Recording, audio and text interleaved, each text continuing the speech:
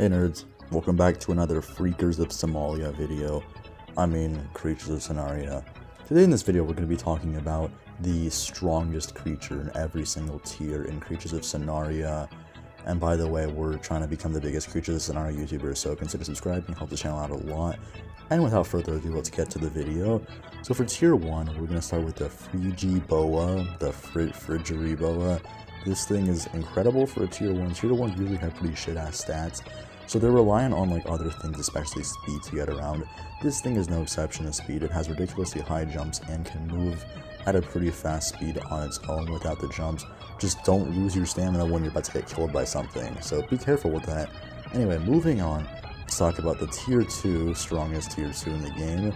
It is going to be the Levona. This thing's stats are also pretty bad, but that's to be expected from a tier 2. They're small. This thing especially can get around very fast via flight, obviously, and given that it's small, it's not likely you're going to be dying anytime soon playing as this thing. Plus, you can fight a few things, just don't go fighting a Karathos with this, you'll probably die. And besides that, tier 2s are usually, run-of-the-mill, but this thing is okay.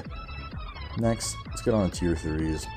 Tier 3s are usually a little bit better than tier 2s and tier 1s. And we're gonna go for the Gara Warden for tier 3s. Now the thing with the Gara Warden is that, while it is the weakest of the Wardens, it is also a tier 3 compared to the other Wardens being tier 5s and killing everything. This thing's stats are pretty bad on their own since, it does 50 damage. That's even worse than Irregard, which I have bashed before as the worst creature in the game because of how useless it is. But trust me, this thing is enough health to the point where when you get to like half health and you start, getting all jacked up and you start killing people, you can definitely take advantage of the damage boost that gets you to about 500, and you can probably kill things below a tier 3. Just don't expect, to kill anything like Karathos with this thing. That's, to be expected of a tier 3. And now moving on, let's get to tier 4s. These things are a little bit better than tier 3s, as to be expected.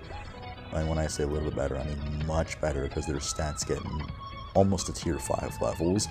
These things have some of the best stats in the game. Not as good as tier 5s, but getting there, right? And so we're going to start with the Luxes, I don't know how you pronounce it. This thing can go invisible. Its stats on their own are already pretty good, but it can also go invisible. And you gotta jump scare people, just don't jump scare people and get killed yourself. But you can definitely sneak up on people and get a free kill if you would like to do that.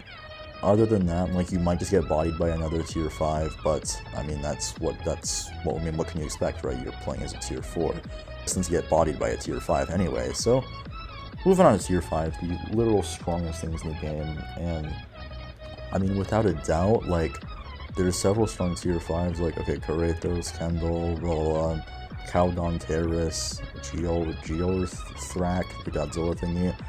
By far the strongest tier 5 is Boreal Warden, no explanation needed.